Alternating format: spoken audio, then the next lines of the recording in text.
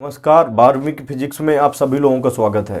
देखिए भाई, पिछली क्लास में हमने क्या कराया गया था, एक महत्वपूर्ण डेरिवेशन था। बात समझ रहे हैं? उसको हमने कई बार कहा कि आप जो है इसमें का जो एक फर्स्ट डेरिवेशन है इस चैप्टर का, धारा लूप पर बलयुग्म का आघूर्ण, ये पहला ही डेरिवेशन मिलता है। एक समान चुंबकीय क्षेत्र में स्थित धारा लूप पर, बात समझ रहे हैं ना, लगने वाला बलयुग्म आघूर्ण, ये पहला डेरिवेशन मिलता है। इसको सही ढंग से क्लियर कर लीजिए।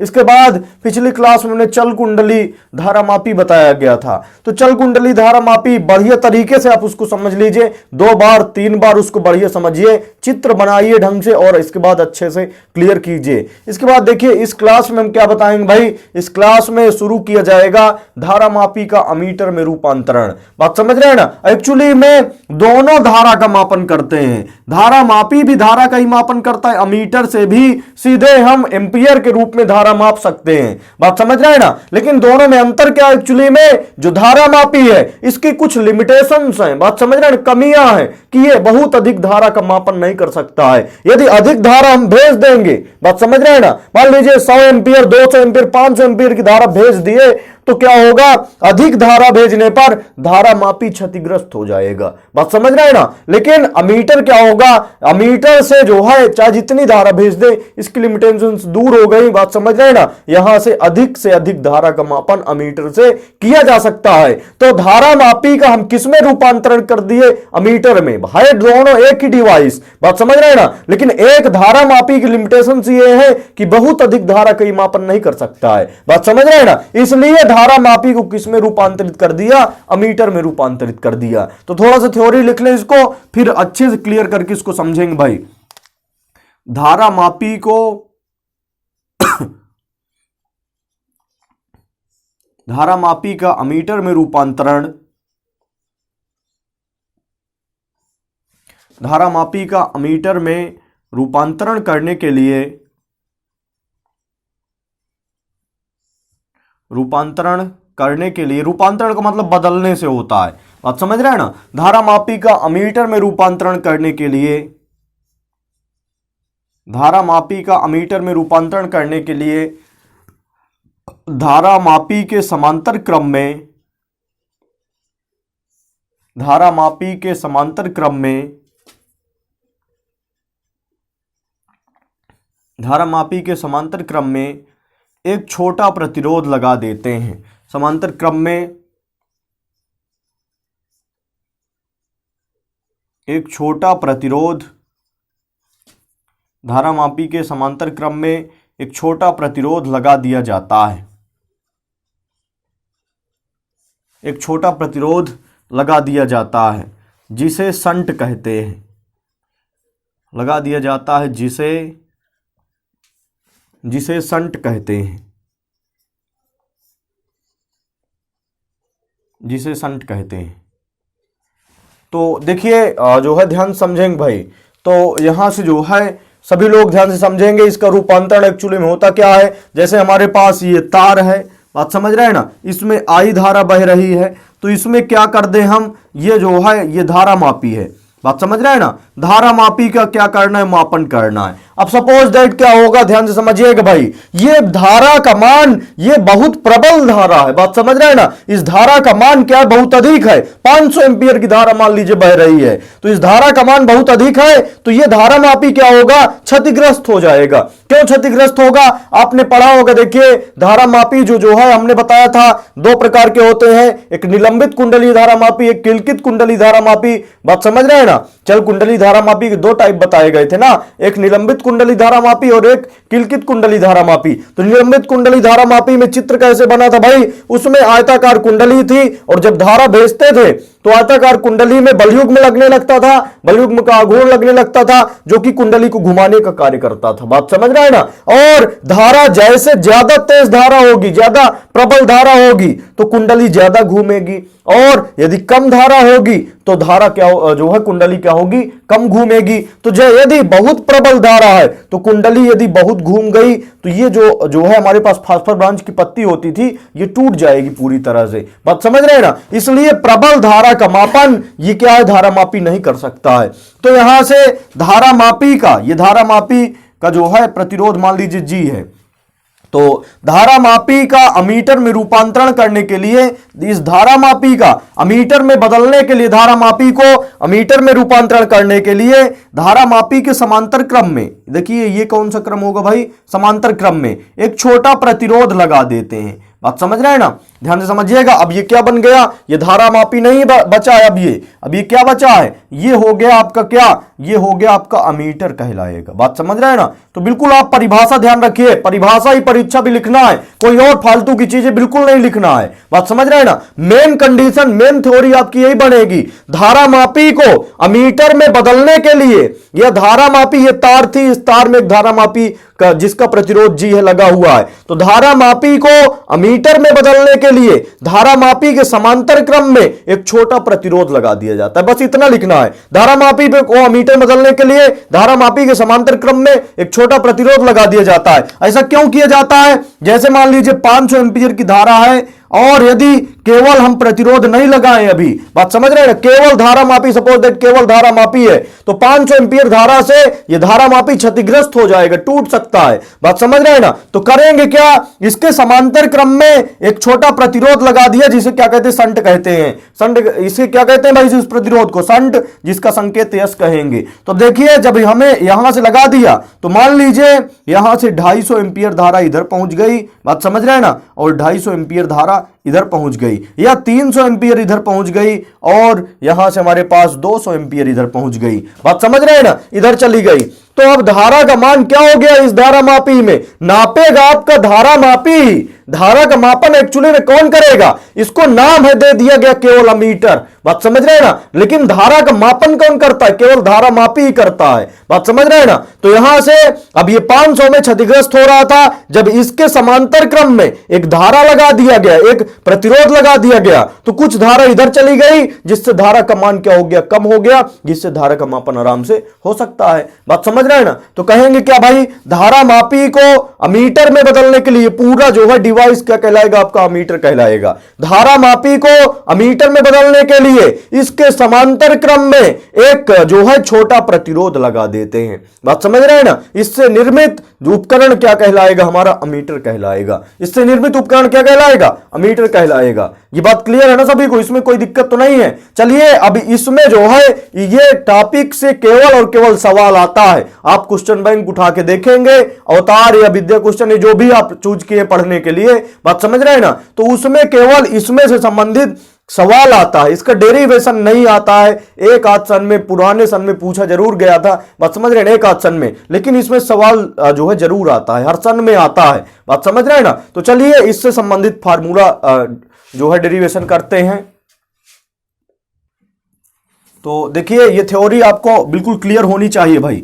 एक बार हम और रिपीट कर देंगे, फिर इसको हटा के फार्मूला डेरिवेशन करेंगे, जो कि उससे संबंधित सवाल हल होते हैं। देखिए कहेंगे क्या, इस धारामापी को अमीटर में बदलने के लिए पूरी डिवाइस की ये क्या कहलाएगी, आपकी ये पूरी डिवाइस अमीटर कहलाएगी। बात समझ रहे हैं ना। तो ध्यान से समझिएगा, ये पूरी डिवाइस अमीटर कहलाएगी। तो धारामापी को अमीटर में बदलने के लिए, धारामापी, ये धारामापी है आपकी, धारामापी को अमीटर में रूपांतरित करने के लिए करेंगे क्या, इसके समांतर क्रम में अथवा धारामापी के समांतर क्रम में एक छोटा प्रतिरोध लगा देते हैं, जिसे क्या कहते हैं, संट कहते हैं। बात समझ रहे हैं ना, जिसे क्या कहते हैं भाई, संट कहते हैं। इतना लिखा जाएगा, धारामापी को अमीटर में बदलने के लिए इसके समांतर क्रम में एक छोटा प्रतिरोध लगा देते हैं, जिसे क्या कहते हैं, संट कहते हैं। ये इसकी सहायता से इसका उपयोग क्यों पड़ा भाई, क्योंकि ये धारा जो है ये पूरी धारा माप नहीं पाता था, क्षतिग्रस्त हो जाता था। इसलिए जब हमने संट लगा दिया, प्रतिरोध लगा दिया, तो कुछ धारा इधर चली गई और कुछ शेष बची जो धारा है उसका मापन आराम से कर लिया,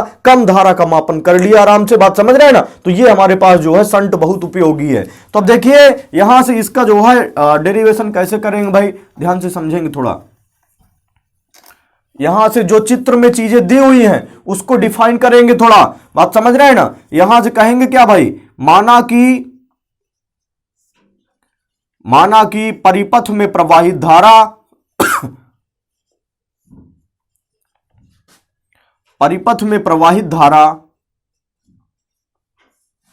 माना कि परिपथ में प्रवाहित धारा आई है, माना कि परिपथ में प्रवाहित धारा आई है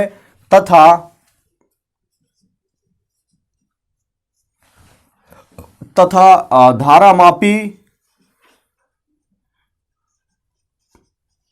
धारामापी में प्रवाहित धारा,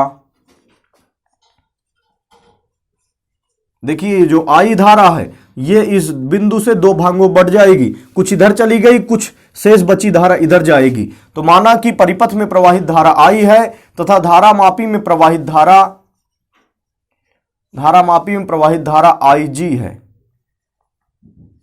धारामापी में प्रवाहित धारा आई जी है तथा आई जी है, तब संट की ओर, तब संट की ओर जाने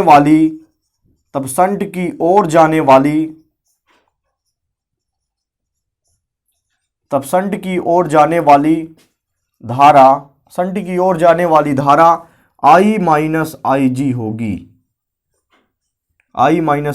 होगी। तथा यदि धारामापी का प्रतिरोध जी हो, धारामापी का प्रतिरोध, देखिए प्रतिरोध इसका कितना दिख रहा है, जी, धारामापी का प्रतिरोध जी हो तथा संट का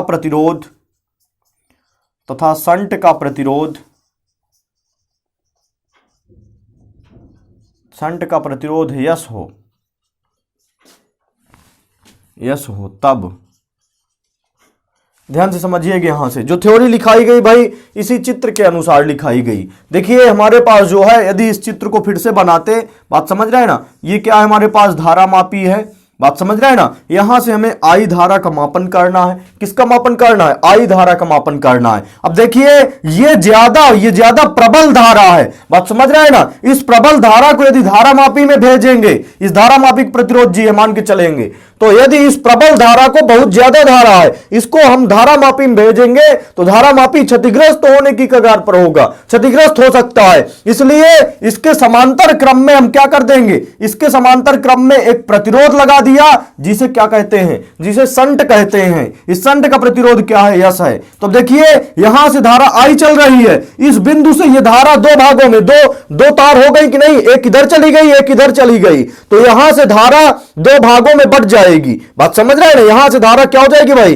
कुछ धारा इधर चली जाएगी, कुछ धारा इधर की तरफ चली जाएगी। तो मान लीजिए इधर की ओर जाने वाली धारा आई जी है और इधर की ओर जाने वाली धारा, अब देखिए यहां से कुल धारा आई थी, आई से आई जी इधर चली गई, तो शेष बची धारा कितनी हो गई, जैसे सपोज दैट इधर 100 होती, 100 से 40 इधर चली गई, तो शेष बची इधर कितनी होगी, 100 माइनस 40 बराबर क्या हो जाएगा, 60 होगी। तो आई कुल धारा है, आई जी इधर चली गई, तो शेष बची धारा क्या हो जाएगी, आई माइनस आई जी। बात समझ रहे हैं ना, कुल धारा से आई जी निकल गया तो उतनी ही तो इधर जाएगी। तो यहां से हमारे पास कहेंगे क्या भाई, इसी चित्र के अनुसार कहेंगे।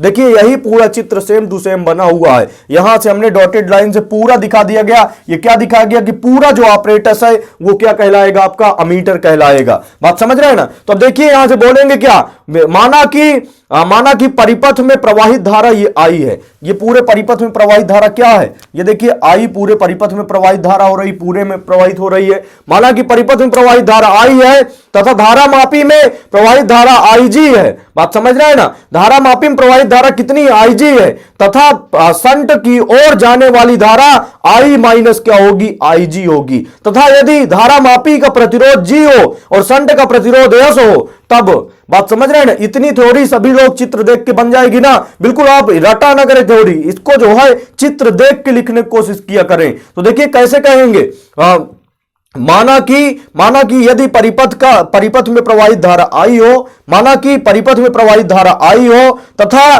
धारामापी में प्रवाहित धारा आई जी हो, बात समझ रहे हैं ना, तथा जो है तब संट की ओर जाने वाली धारा आई माइनस आई जी होगी। माना कि परिपथ में प्रवाहित धारा, पूरे परिपथ में प्रवाहित धारा कौन सी है, ये आई प्रवाहित हो रही है। माना कि परिपथ में प्रवाहित धारा आई है तथा धारामापी की ओर जाने वाली धारा आई जी है, तब संट की ओर जाने वाली धारा कितनी होगी, आई माइनस आई जी होगी। तथा यदि धारामापी का प्रतिरोध जी हो तथा संट का प्रतिरोध यस हो, तब यहां से देखिए ध्यान से समझिएगा भाई, दो बिंदुओं के बीच पहले भी बता चुके हैं इसमें जो है पहले की वीडियो में जब विभव वाला चैप्टर हम पढ़ा रहे थे तो ध्यान से समझिए, उसमें हमने बताया था कि दो बिंदुओं के बीच विभव बराबर रहता है, चाहे हम जिस मार्ग से जाए, चाहे इस मार्ग से जाए, चाहे इस मार्ग से जाए, चाहे इस मार्ग से होते हुए जाए। तो देखिए दो बिंदु हैं, मान लीजिए ये बिंदु क्या हो, ये बिंदु ए है और ये बिंदु क्या है, बी है। तो देखिए एक मार्ग जाने का ए से बी की ओर, ये सीधा मार्ग है, बात समझ रहे हैं ना,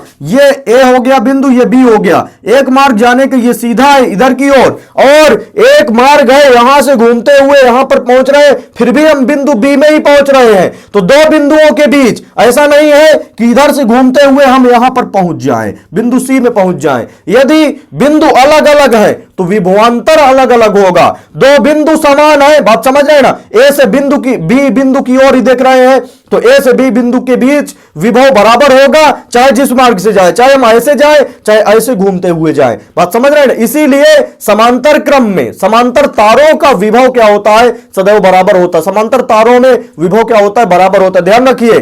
तो यहां से यह भी सिद्धांत ध्यान रखिए कि दो बिंदुओं के बीच विभव सदैव बराबर होता है, चाहे हम ऐसे सीधा जाए, चाहे ऐसे घूमते हुए जाए, चाहे ऐसे घूमते हुए, चाहे जहां से जाए, लेकिन अगर उसी बिंदु पर पहुंच रहे हैं तो इन दो बिंदुओं के बीच विभव क्या होगा, बराबर होगा, चाहे इस मार्ग से होते हुए जाए, चाहे इस मार्ग से होते हुए जाए। तो देखिए यहां से दो बिंदुओं के बीच विभव बराबर करना है, तो एक मार्ग क्या है, एक मार्ग इस धारामापी जी से जाने वाला मार्ग है, तो ये क्या कहेंगे, वीजी कहेंगे, ये जो है जी की ओर जाने वाला मार्ग है, बात समझ रहे हैं ना। और बराबर एक मार्ग आपका क्या है, ये संट से होकर जाने वाला मार्ग है, तो वीएस, बात समझ रहे हैं ना। दो बिंदुओं के बीच विभव बराबर होगा, चाहे हम जिस मार्ग से जाएं, बात समझ रहे हैं ना। तो अब देखिए ओम के नियम से क्या होता है फार्मूला, वी बराबर आई आर। वी बराबर क्या होता है, वी बराबर ओम के नियम से क्या होता है, वी बराबर आई इंटू आर होता है। तो देखिए आई के स्थान पर धारामापी की ओर, जी की ओर जाने वाली धारा क्या है, आई जी, तो आई के स्थान पर आई जी, और धारामापी का प्रतिरोध क्या है, आर के स्थान पर प्रतिरोध क्या है, जी, तो जी रख दिया बराबर। अब यहां से वी बराबर, फिर से ओम का नियम क्या होता है, वी बराबर आई आर, तो आई इंटू आर। तो देखिएगा यहां से हमारे पास आई के स्थान पर संट की ओर जाने वाली धारा आई, तो संट की ओर जाने वाली धारा आई के स्थान पर कितना हो गया, आई माइनस आई जी हो गया, आई माइनस आई जी, और इनटू में आर। अब संट का प्रतिरोध आर के स्थान पर संट का प्रतिरोध कितना है, संट का प्रतिरोध यस है, तो यस रख दिया, बात समझ रहे हैं ना। अब यहां से यस का अंदर गुणा करा दो, तो आई जी इंटू में जी, और बराबर यहां से आई इंटू यस, आई इंटू यस माइनस आई जी इंटू में क्या हो जाएगा, आई जी इंटू यस हो गया। तो अब देखिए यहां से आई जी वाले टर्म एक साथ रख लो, तो इसको इधर ले आओ, बात समझ रहे हैं ना। तो आई जी और इंटू में क्या हो गया जी, इसको इधर ले आएंगे तो प्लस में क्या हो जाएगा, आई जी और इंटू में यस हो गया। चूंकि ये माइनस में है, बराबर किस पार आएगा तो किस में हो जाएगा, प्लस में, और बराबर इधर केवल क्या बचा, आई इंटू यस बचा। तो देखिए यहां से आई जी दोनों पदों में दिख रहा है, ये देखिए आई जी कॉमन हो जाएगा, तो आई जी कॉमन बचा, कितना हमारे पास जी बचा, और प्लस आई जी कॉमन हो गया तो क्या बचा, यस बचा, बराबर यहां से क्या बचा हमारे पास, आई इंटू यस बचा। तो अब देखिए यहां से जो है ध्यान से समझेंगे भाई, यहां से ये गुणे में है, ये कोष्टक वाली राशि गुणे में, इसको बराबर की उस पार ले जाएंगे तो भाग में हो जाएगा, और आई भी गुणे में है, इसको बराबर की उस पार ले आएंगे तो ये भी भाग में हो जाएगा, इधर आएगा तो भाग में हो जाएगा। तो आई जी अपान में क्या हो जाएगा हमारे पास, आई जी अपान क्या हो जाएगा, देखिए आई को इधर ले आओ, आई दिख रहा है ना, ये देखिए आई जी, ये आई गुणे में, इसको इधर ले आओ तो बटे में क्या हो गया, ये आई हो गया, गुणे में इधर आएगा तो भाग में, बराबर इधर क्या दिख रहा है, यस, और ये राशि गुणे में है, इसको उधर ले जाएंगे तो ये बटे में क्या हो जाएगा, जी प्लस यस हो गया। ये एक फार्मूला बन गया। इसी फार्मूले से कई सवाल हल होते हैं, ध्यान रखिए, बात समझ रहे हैं ना। इसमें एक फार्मूला और निकलता है, ये आई जी अपान आई बराबर यस अपान जी प्लस यस, हरदम के लिए ध्यान रखेंगे, बिल्कुल ध्यान रखेंगे भाई, बिल्कुल दिमाग में चढ़ जाए, ज्यादा से ज्यादा सवाल लगाएंगे तो अभी ये जो है फार्मूला बिल्कुल दिमाग में याद हो जाएगा। आप बढ़िया सही तरीके से नोट्स बनाते चलिए, जब तक नोट्स नहीं बनाएंगे आप सही ढंग से कर नहीं पाएंगे कुछ, बात समझ रहे हैं ना। तो देखिए यहां से अब इसको जो है फिर से लेके चलिए इसी फार्मूले को, बात समझ रहे हैं ना, यहां से कंडीशन इस फार्मूले को लेके चलेंगे। तो देखिए इसको इक्वेशन नंबर फर्स्ट मान के चलिएगा, बात समझ रहे हैं ना। तो समीकरण एक से देखिए समीकरण एक क्या है, आई जी इंटू जी बराबर क्या है, आई माइनस आई जी इंटू में क्या है, यस है, बात समझ रहे हैं ना। तो देखिए ये गुणे में टर्म दिख रहा है कि नहीं, कोष्टक वाला गुणे में, इसको इधर ले आइए, तो जब गुणे में इधर आएगा तो किसमें हो जाएगा, भाग में। तो आई जी इंटू जी अपान में क्या हो जाएगा, ये गुणे में इधर आएगा, किसमें हो जाएगा, भाग में। तो आई माइनस आई जी हो गया, बात समझ रहे हैं ना। इसको यदि हम कोष्टक में रख दें, इसको कोष्टक में रख दें, ये जी बाहर रख दे थोड़ा सा, यहां से हम जो है क्या कर दे भाई, यहां से जो है जी बाहर रख दे, बराबर क्या हो गया, यस हो गया। ये बात सभी को समझ में आ रही ना। यहां से देखिए ये जो है ये चीज गुणे में थी, इसको इधर ले आए तो भाग में, अर्थात आई जी अपान में क्या हो गया, आई माइनस आई जी इंटू में क्या रखा है, उसी प्रकार जी रखा है। ये भी एक क्या कहलाता है, ये भी एक फार्मूला होता है, इसका भी उपयोग बार बार सवालों में यूज होता है, बात समझ रहे हैं ना। तो इसको ध्यान रखना है भाई, इसके थ्योरी को ध्यान रखना है, ये कैसे बनता है, धारा मापी अमीटर में कैसे रूपांतरित होता है, इसको ध्यान रखना है। जब आप इतनी थ्योरी ध्यान रखेंगे, ये फार्मूले ध्यान रखेंगे, तो इसमें से जो संबंधित जो आए हुए सवाल होंगे, न्यूमेरिकल होंगे, आपको पूरी तरह से बनेंगे। और यदि ये थ्योरी नहीं पढ़े हैं, बात समझ रहे हैं ना, ये न्यूमेरिकल आपने नहीं देखा, केवल न्यूमेरिकल केवल सूत्र आप पता कर लिए हैं, तो फिर जो है आप न्यूमेरिकल नहीं कर सकते हैं अच्छे से, बात समझ रहे हैं ना। तो पूरी तरह से थ्योरी पढ़िए, सही ढंग से इसको क्लियर कीजिए। और यदि कहीं पर भी आपको इसमें समस्या भी लग रही है, बात समझ, तो नीचे कमेंट में कर जो है लिख के बताइए। और यदि बढ़िया समझ में आ गया है तो कमेंट करके बताइए भाई समझ में आ गया है। और वीडियो यदि बढ़िया अच्छा लगा है, बात समझ रहे हैं ना, समझ में आया है, तो सभी लोग लाइक कीजिए, अभी वीडियो लाइक कर दीजिए भाई। इसके बाद जो है इसमें के जो है एक दो टॉपिक और बचे हैं, उनको करा के फिर न्यूमेरिकल सॉल्व करेंगे।